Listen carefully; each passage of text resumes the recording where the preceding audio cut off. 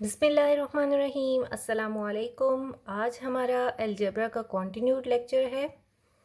Last video में हमने देखा था अलजेब्रा का ब्रीफ इंट्रोडक्शन और वीडियो के एंड पे मैंने आपको अलजेब्रा में यूज़ होने वाली ये कुछ टर्म्स दिखाई थी। आज की इस वीडियो में हम इन टर्म्स को वन बाय वन डिस्कस करेंगे। आज की इस वीडियो में हम देखेंगे कि किसी भी अलजेब्राइक एक्सप्रेशन या अलजेब्राइक इक्वेशन के अंदर इन टर्म्स को कैसे फाइंड आउट करेंगे, कैसे पता चलेगा कि हम कांस्टेंट कौन सा, वेरिएबल कौन सा है, कोफिशिएंट क्या है, टर्म क्या होती हैं। तो उसके लिए मैं आपको कुछ एग्जांपल्स भी दिखाऊंगी। ठीक है, सबसे पहले हम देख लेते हैं कांस्टेंट को। कांस्टेंट क्या होता है? कांस्टेंट एक ऐसी टर्म है जिसकी वैल्यू चेंज नहीं होती है। ठीक है, जैसे मैं एक अलजेब्राइक इक्वेशन लिख लेती हूँ जिसकी मदद से मैं आपको बताती जाऊँगी कि उसमें कांस्टेंट कौन सा है। जो नंबर वेरिएबल के बगैर होगा उसको हम कांस्टेंट कहेंगे, यानी कि उसकी वैल्यू चेंज नहीं होगी। तो इसको हम लिख लेते हैं, ये क्या है? कांस्टेंट। ठीक हो गया। अब ये यहाँ देखिए, इक्वेशन की दूसरी साइड में भी एक नंबर ऐसा है जिसकी वैल्यू चेंज नहीं होगी क्योंकि उसके साथ में कोई वेरिएबल नहीं है। So that is also constant.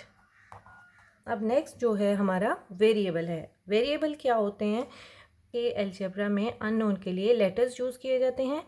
तो वो जो अननोन होंगे उनको अलजेब्रा की ज़ुबान में वेरिएबल कहते हैं। ठीक है, जिसकी वैल्यू हमें फाइंड आउट करनी होती है, जिसकी वैल्यू चेंज होती रहती है। और इसको वेरिएबल कहते भी इसीलिए हैं क्योंकि इसकी वैल्यू चेंज होती रहती है। हमारे पास ये कौन सा लेटर है यहाँ पे? एक्स। ठीक है, कोई भी हो सकता है, जैसे 2p। तो यहाँ पे जो p है वो क्या होगा? Variable.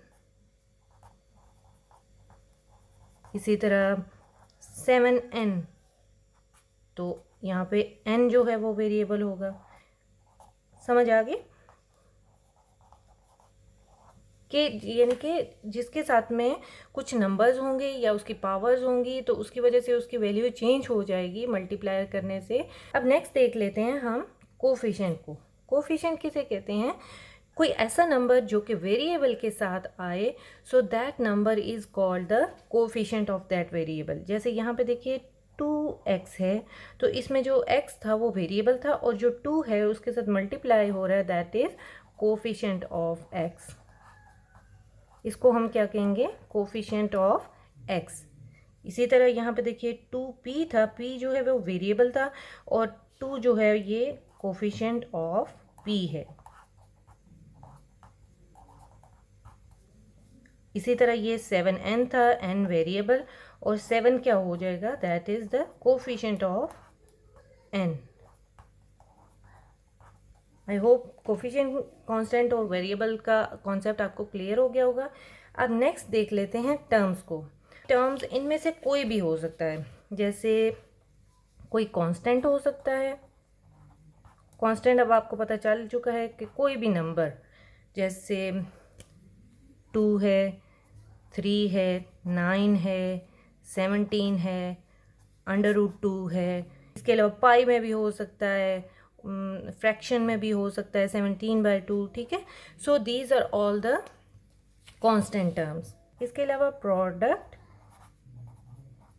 Of variable and coefficient, उसको भी हम टर्म ही कहेंगे। ठीक है, जैसे product of variable and coefficient यहाँ पे भी हमने देखा था, तो ये भी एक टर्म है।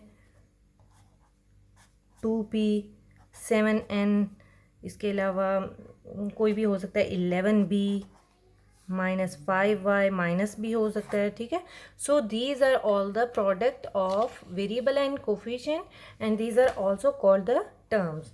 प्रोडक्ट ऑफ 2 और मोर वेरिएबल, जैसे एक्स वाई, दो वेरिएबल हैं, उन दोनों को मल्टीप्लाई कर रहे हैं। इसके अलावा x² भी हो सकता है। इसके अलावा 9a² भी हो सकता है। ठीक हो गया।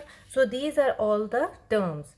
अभी हमने टर्म्स को देखा है कि टर्म्स इन तीनों में से कोई भी हो सकता है, कोई कांस्टेंट भी हो सकता है, कोई product of variable and coefficient भी हो सकता है, या कोई प्रोडक्ट ऑफ टू और मोर वेरिएबल भी हो सकता है। इसके बाद हम देख लेते हैं एक्सप्रेशन को। एक्सप्रेशन किसे कहते हैं? तो मैंने यहाँ पे लिखा था 2x+3। इसमें ये जो 2x+3 है ये क्या है? एक्सप्रेशन। इसी तरह इक्वल के दूसरी साइड पे भी कुछ लिखा था, so that is also expression. अब हम देख लेते हैं कि इक्वेशन क्या है। जो सबसे पहले मैंने लिखी थी ये सारी जो मैंने लिखी थी that is equation,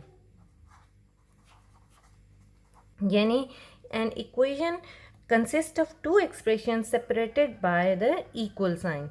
equal sign के लेफ्ट साइड पे भी कुछ होगा और राइट साइड पे भी कुछ होगा। अब यहाँ पे मैं एक और इक्वेशन लिख रही हूँ जिनमें आपको ये टर्म्स एक बार फिर से एक्सप्लेन करती हूँ। जैसे ये देख लीजिए, वेरिएबल के बगैर जो नंबर होंगे these are constant, these are constant. ये भी कांस्टेंट हो गया, ये भी कांस्टेंट हो गया। जो सिंबल यूज़ होगा, जो लेटर यूज़ होगा ABCD, जिसकी वैल्यू फाइंड आउट करनी होगी, दैट इज़ कॉल्ड वेरिएबल। और जो नंबर किसी भी वेरिएबल के साथ में लिखा होगा तो उसको हम कहेंगे coefficient, coefficient of that letter. अब उसके बाद ये देखिए, ये क्या है? इक्वल के दोनों साइड्स पे ये क्या है? एक्सप्रेशंस, एक्सप्रेशन, और ये भी एक्सप्रेशन है। और ये दोनों मिला के क्या बनेगी? ये जैसे 3x+5 और इक्वल टू 9, ये क्या हो जाएगा? That is equation. और इस सब में टर्म्स क्या होगी? इस पूरी इक्वेशन में टर्म्स क्या क्या थी? जैसे 3x और 5 और 9, these are the terms in that equation. अब एक और इक्वेशन देख लेते हैं, ये इन इक्वेशन से थोड़ी डिफरेंट है। जैसे 7x+3 is equal to 2x। अब इसमें ये देखिए, ये जो नंबर है without variable that is called the constant. अब तो आप फ़ौरन से फाइंड आउट कर सकते हैं। अब देखिए, इक्वेशन के दूसरी साइड पे भी कोई कांस्टेंट नहीं है। अब इक्वल के दूसरी साइड पे वेरिएबल टर्म है, तो ये देखिए यहाँ पे ये x क्या हो जाएगा? वेरिएबल, और ये वाला x भी वेरिएबल। और ये जो 2 है और ये जो 7 है, दिस इज कोएफिशिएंट, और ये भी कोएफिशिएंट।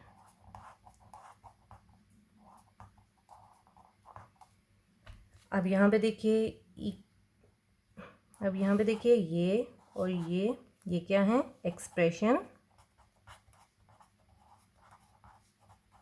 ये भी एक्सप्रेशन,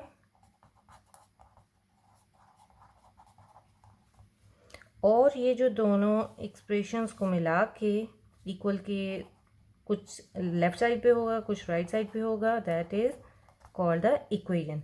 अब इनमें टर्म क्या है? इस इक्वेशन में टर्म्स क्या हैं? 7x है, प्लस नहीं 3 है, और 2x है। These are called the terms in these equations. I hope आज के लेक्चर के बाद आपको बहुत अच्छे से पता चल गया होगा कि किसी भी एल्जेब्राइक एक्सप्रेशन या एल्जेब्राइक इक्वेशन में इन सब टर्म्स को कैसे फाइंड आउट करना है। नेक्स्ट आने वाली वीडियो तक के लिए अल्लाह हाफिज़।